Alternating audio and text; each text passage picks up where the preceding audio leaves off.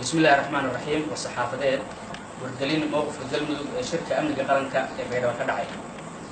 شركة سوي مالين وزيرة يحلبان هذا الجلمدوج حرونتا برلمان كأهنا عاصمة كويجار كيعدادو ما أنتوا تعرف الطهي أفهم تبيش اللي حاله لو بدو كنت بن يسديد هي واحد سقطت ده لو قلنا فوق البرايم مرحلة السياسة ده في هذا الجلمدوج كسبان تاعي وحين الضغط يفلان غير كده صوص عليهم صحافة كو waxaan soo dhaweynaynaa bogaadinaynaa shirka amniga qaranka ee ka dhacaya Baydhabo waxaan u rajaynaynaa guul iyo inay ka soo baxaan natiijooyin dalka iyo dadka Soomaaliyeed ba anfaca labo waxaan ogeysiinaynaa kuna wargelinaynaa madaxda dawladda federaalka ee hagaysa shirka amniga qaranka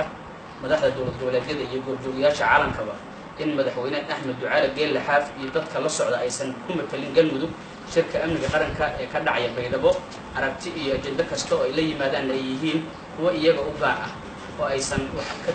oo aysan ka turjumayn rabitaanka aayaha iyo danta shacabka galmudug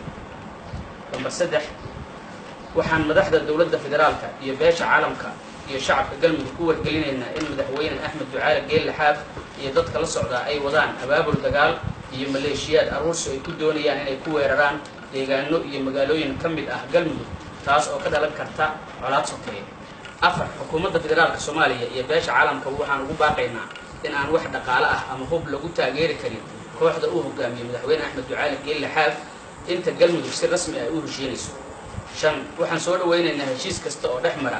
dawlad goboleedka galmudug iyo ahlusunna wal jamiica kaas oo waafaqsan dastuurka iyo mawaadiicda lagu dhisay galmudug gunaanad waxaan ugu baaqaynaa shacabka reer galmudug gudaha iyo dibadda inay ilaashadaan dawladnimadooda iyo midnimadooda kana fogaadaan wax kasta oo wiiqi kara walaaltinimada iyo wadajirka wabillahi tawfiiq